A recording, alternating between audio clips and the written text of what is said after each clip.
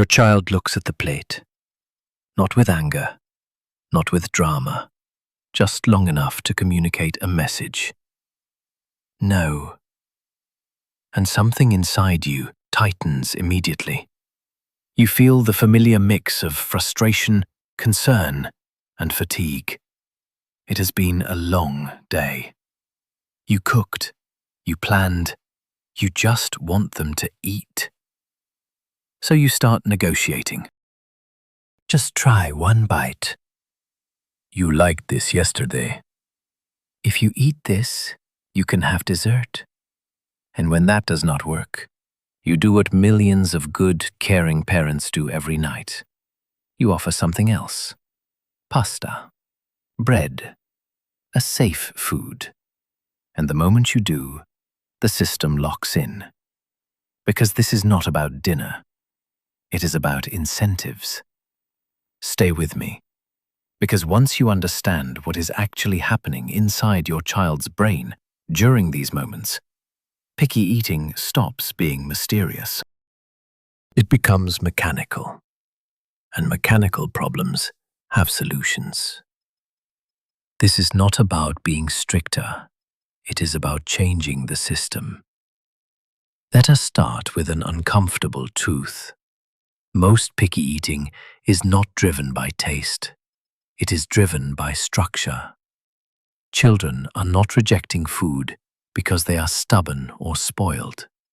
They are responding to the environment. And right now, the environment is teaching them that refusal creates options. Every time a child refuses a meal and a new option appears, the brain learns a simple rule. Refusal works. Not consciously, neurologically. Now pause. If you feel defensive, that is normal. Everything you are doing comes from love, from care, from the desire to nourish. But systems do not respond to intention. They respond to patterns. And the pattern most American families live inside looks like this. The parent decides what is offered. The child decides whether to eat. And if the child refuses, the menu changes.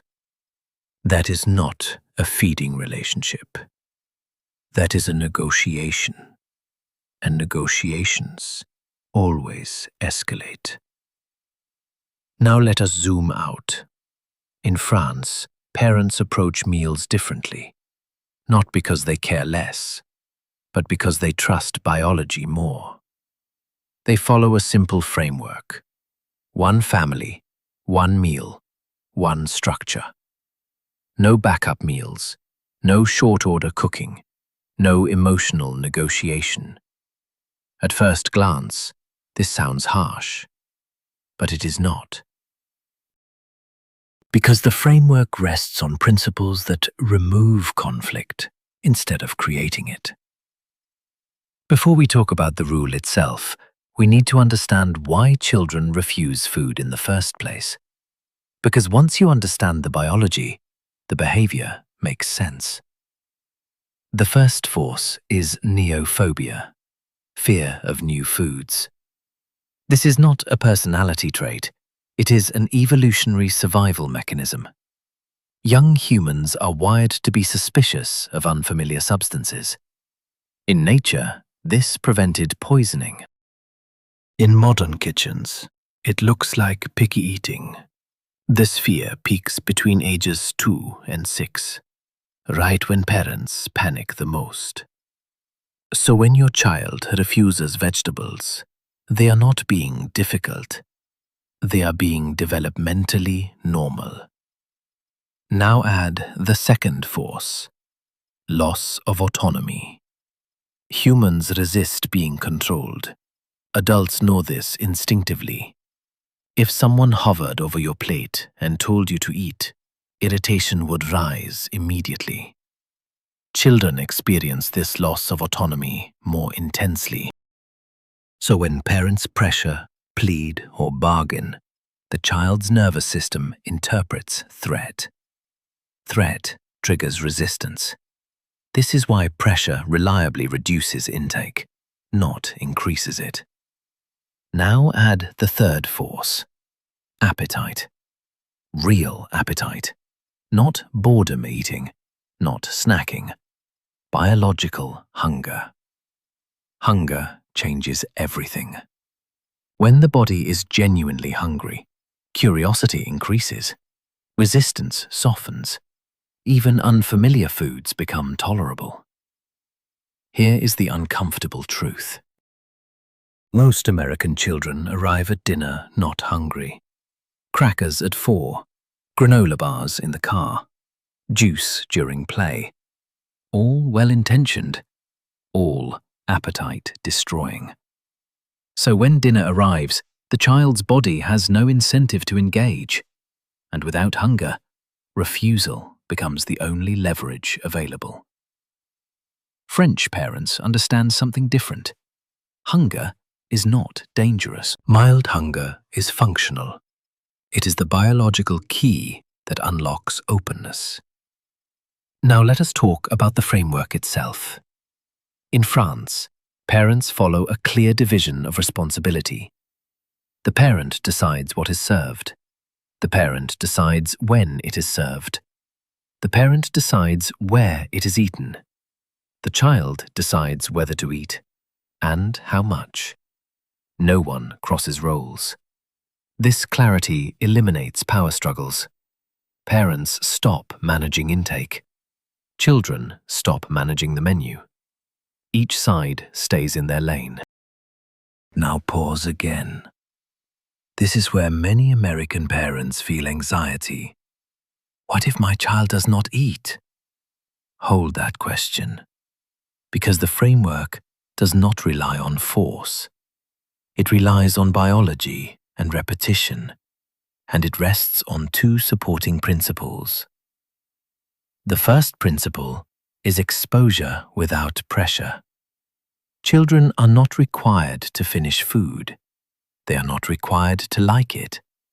But they are required to taste it. One polite taste every time. Not a full bite, not a clean plate, just exposure. You do not have to like it. You do have to taste it so your body learns. This language matters.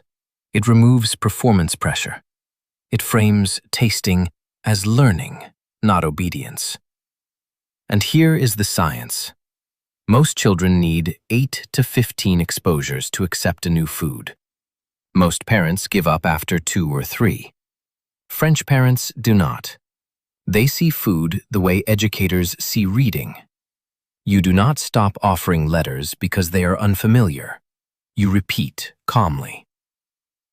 Now the second principle. The hunger window. French children do not graze. They eat meals. And one structured snack, usually mid-afternoon. Then nothing but water until dinner. Not because parents are strict, because appetite needs time to build. Without hunger, the system collapses. No hunger means no curiosity. No curiosity means no tasting. And without tasting, neophobia wins. Now let us put this together. Dinner arrives. Your child sees something unfamiliar. They say, "I don't like this." You stay calm. You don't have to like it. You do have to taste it. No bargaining. No backup. They hesitate. You wait. No hovering. No counting bites. Eventually, they take a small taste. Maybe they grimace. You do not react. Instead, you shift the focus. Is it crunchy or soft? This sensory language is powerful. It moves the brain from judgment to observation. Observation reduces fear. Fear blocks appetite. Now here is the key. After the taste, the child decides what else to eat from what is available. There is always at least one safe food on the table. Bread, rice, fruit. This protects the child, and it protects the parent. Now notice what is missing. No pressure, no rewards, no threats, no emotional charge, just structure. And structure does the work. This approach does not work overnight. The first few days are a testing phase. Your child may eat very little. They are checking whether the old system still exists. Do not collapse. Within a week, appetite increases. Within 2 weeks, resistance softens. Within a month, many children begin tasting voluntarily, not because they were forced, because their bodies were ready, and their autonomy was respected. This is the long game, and long games are where intelligent systems win. Once the structure is clear, the emotional temperature around food begins to drop. Not because children suddenly love vegetables, but because the system stops feeding resistance. Picky eating thrives on attention, negotiation, and emotional intensity. Remove those inputs, and the behavior loses fuel. This is where many parents are surprised. They expect change to come from persuasion, but change comes from predictability. Now let us talk about why this approach feels so difficult at first. Because it activates parental anxiety. Food is tied to survival in the human brain. When a child refuses food, the parent's nervous system interprets risk. Urgency rises. Thoughts spiral. What if they are not getting enough? What if this damages them? What if I am being irresponsible? This anxiety drives intervention. Intervention drives pressure. Pressure drives resistance. And the cycle repeats. The French framework breaks this loop by trusting physiology. A healthy child will not starve themselves. They may skip a meal, they may eat lightly for a few days, but hunger is a biological signal that recalibrates appetite. When hunger is allowed to do its work, curiosity returns. Now let us address the most common fear directly. What if my child goes to bed hungry? They might. Once. And that single experience often resets weeks or months of power struggles. Not because the child is punished, but because the body remembers. Hunger sharpens appetite. Appetite reduces fear. The next day, tasting becomes easier. This is not cruelty. It is biology. Now let us talk about snacks again, because this is where most implementations fail. Unstructured snacking sabotages dinner. Children who graze all afternoon arrive at a table physiologically full and emotionally drained. They have no incentive to engage, so refusal becomes the only tool left. French families solve this by design. Meals are predictable, snack time is predictable, and the space between them is protected. This predictability trains appetite. The body learns when food is coming. And when it arrives, interest rises naturally. Now let us talk about what parents should avoid during this transition. Do not comment on how much the child eats. Do not praise bites. Do not show disappointment. Do not negotiate. Food must remain emotionally neutral. This is harder than it sounds. Parents want reassurance. They want signs of progress. But reassurance seeking leaks anxiety, and anxiety reintroduces pressure. Silence is doing work here. Now let us look more closely at the tasting rule. One polite taste is not about obedience, it is about exposure. The brain learns familiarity through repetition. Familiarity reduces fear. Fear is what blocks acceptance. This is why forcing children to finish food backfires. It associates eating with threat. Threat triggers avoidance. The polite taste keeps the experience small, manageable, non-threatening. Now let us talk about language at the table. Language shapes perception. When food is labeled healthy or good, it creates performance pressure. When food is described neutrally, children relax. Taste, texture, temperature. Observation replaces judgment. Judgment creates resistance. Observation invites curiosity. Now let us zoom out. What is really happening is a redistribution of control. Parents stop controlling intake. Children stop controlling the menu. Each side stays in their role. And when roles are clear, conflict fades. This is not permissiveness. It is clarity. Now let us talk about consistency again.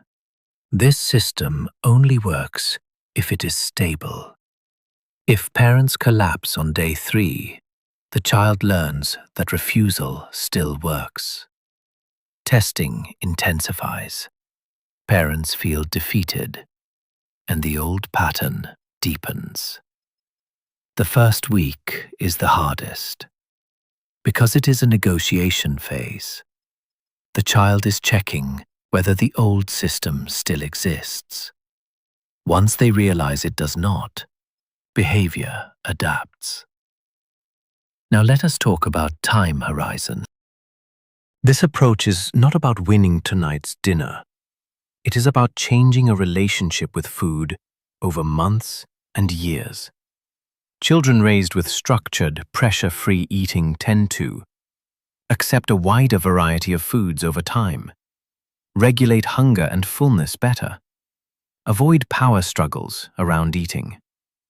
These outcomes are not cultural myths. They are documented repeatedly. Now let us connect food to a broader parenting philosophy.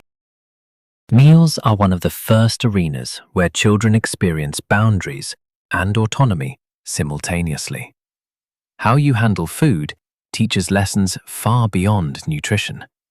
It teaches whether limits are calm or emotional, whether autonomy is respected, whether resistance leads to control or clarity. These lessons generalize.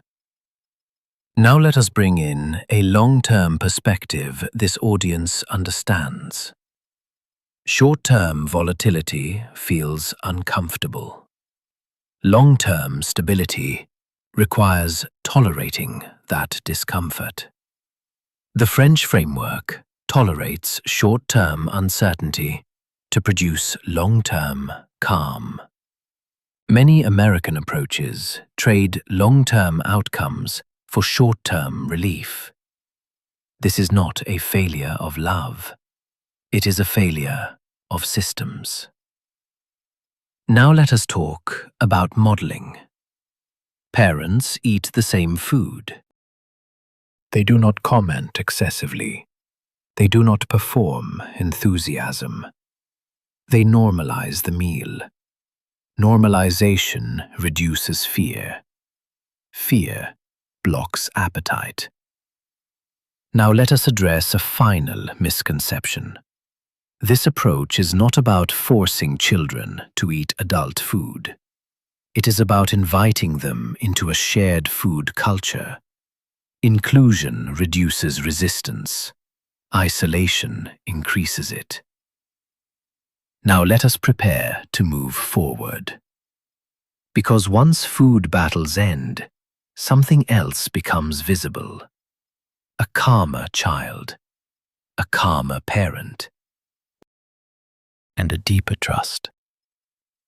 And that trust becomes the foundation for discipline, self-regulation, and cooperation far beyond the kitchen. Once meals stop being emotional negotiations, a subtle shift happens across the entire household. Children begin to relax, not because they are eating perfectly, but because the rules are finally predictable. And predictability is what nervous systems trust. This is where many parents miss the deeper impact of the French framework.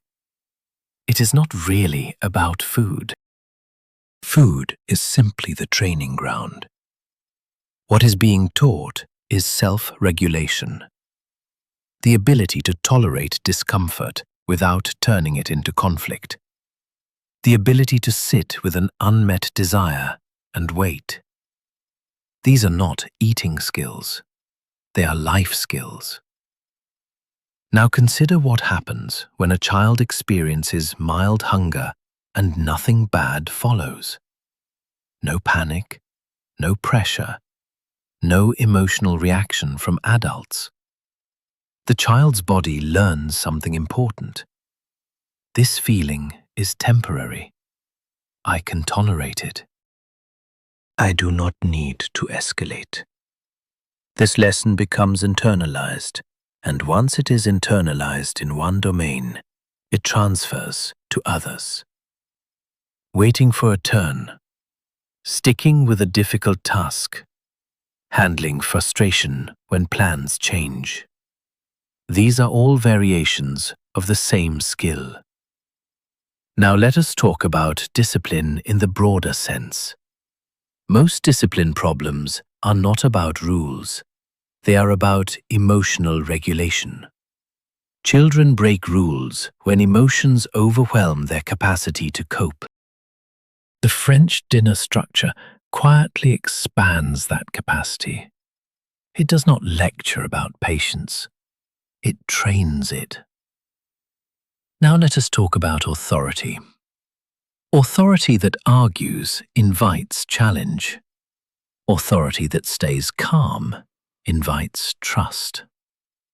At the dinner table, when parents stop negotiating and remain emotionally neutral, they send a clear signal. The boundary is stable. It is not personal. It is not up for debate. This is not authoritarian. It is confident. Children feel confident authority as safety. Now let us talk about autonomy again. In this framework, children are not forced to eat. They are given autonomy over intake. This autonomy matters. When children feel autonomy in one area, they fight less for it in others. Power struggles decrease. Cooperation increases. Now let us talk about emotional modeling. Children watch how adults respond to refusal. If adults become anxious, defensive, or reactive, children learn that resistance has power. If adults remain calm and neutral, resistance loses its charge. This is modeling in its purest form. Now let us connect this to self-discipline outside the kitchen. Parents often notice changes within weeks. Bedtime resistance decreases. Transitions become smoother. Tantrums shorten. Not because children are controlled, because their nervous systems feel less chaotic. Predictable structure calms the brain. Now let us talk about long-term eating behavior. Children raised without food pressure are less likely to develop disordered eating patterns. They are less likely to hide food, less likely to overeat in secret, less likely to associate eating with guilt or control. Food becomes neutral, and neutral food behavior is the healthiest outcome. Now let us connect this to identity. Children form beliefs about themselves through repeated experience. I am picky is not an inherent trait. It is an identity shaped by repeated battles. When battles disappear, the identity dissolves. Children begin to describe themselves differently. I didn't like that before, but now I do. That shift matters. Now let us talk about patience. This approach requires patience, not just with the child, with yourself. You must tolerate uncertainty. You must resist the urge to intervene. You must trust the process. This is difficult in a culture that values immediate results, but development has never been immediate. Now let us talk about mistakes. Parents will slip. They will negotiate. They will offer backups. This does not ruin the system. What matters is returning to structure. Children adapt quickly when the environment stabilizes again. Now let us talk about the broader lesson being taught. Limits are not punishments. They are containers. They hold behavior. They reduce anxiety. Children raised with clear, calm limits feel safer. Safety increases cooperation. This is why the French approach works, not because it is cultural, because it aligns with how humans learn. Now let us zoom out one more time. The dinner table is one of the earliest places where children learn how to relate to limits. Do limits feel emotional or neutral? Do they feel negotiable or stable?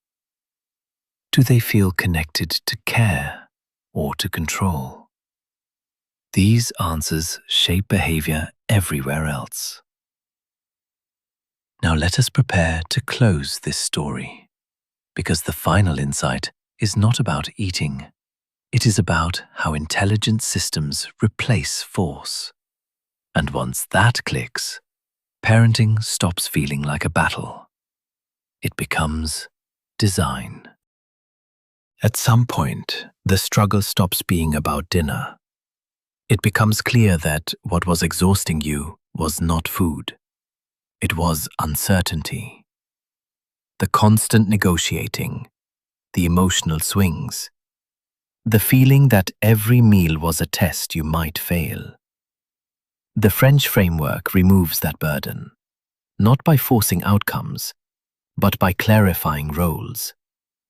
When roles are clear, systems stabilize. And when systems stabilize, behavior follows. Now let us look at what truly changes for the parent. You stop measuring success by how much your child eats. You stop scanning their plate with anxiety. You stop interpreting refusal as rejection.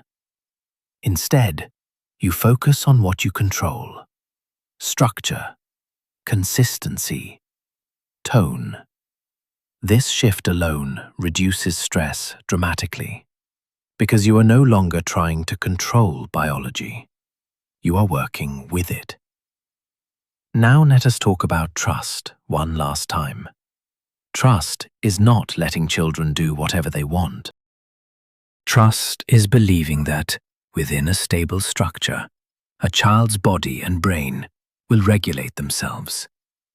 Hunger regulates appetite. Repeated exposure regulates taste. Predictable limits regulate behavior. This is not optimism. It is evidence-based design. Now let us address the fear that lingers for many parents. What if my child never learns to like certain foods? Liking is not the goal. Acceptance is. Tolerance is. Normalcy is. Children do not need to love vegetables at age 4 to become healthy adults. They need to learn that unfamiliar foods are safe, that meals are predictable, that pressure is absent, that their autonomy is respected. When those conditions are met, acceptance follows naturally, sometimes slowly, sometimes suddenly, but reliably. Now let us talk about the long-term relationship with food. Children raised without food battles are less likely to sneak food, less likely to obsess over treats, less likely to use eating as a form of control. Food becomes ordinary, and ordinary food behavior is the healthiest outcome of all.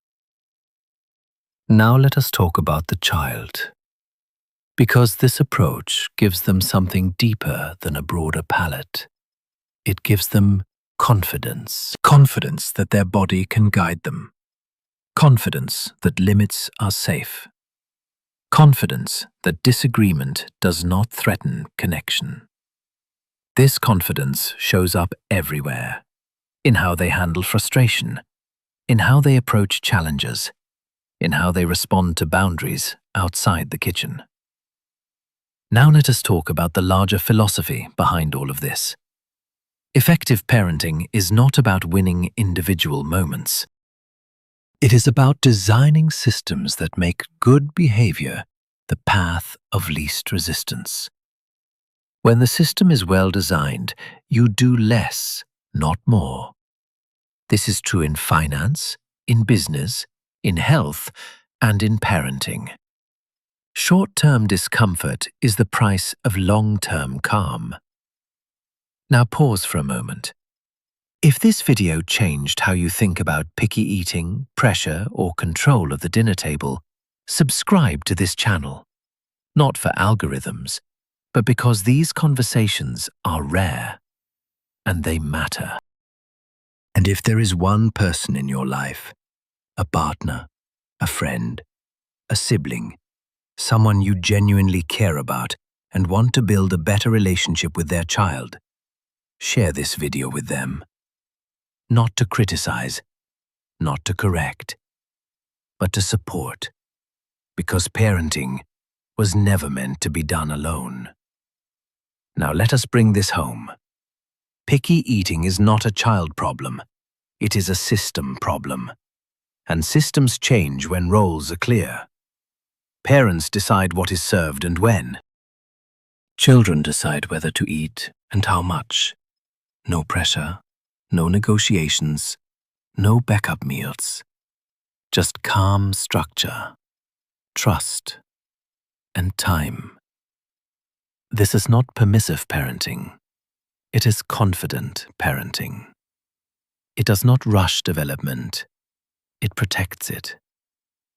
You are not raising a child who eats everything. You are raising a child who trusts food, who trusts their body, who trusts limits.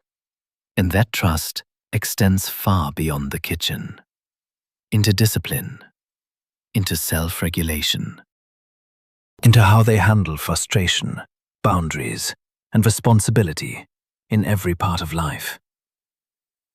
The French eating framework is simple, but simplicity is not weakness. It is precision. And precision is what creates lasting change. One meal, one calm decision, one stable structure at a time. And over time, the battles fade. Not because anyone surrendered, but because the system finally made sense.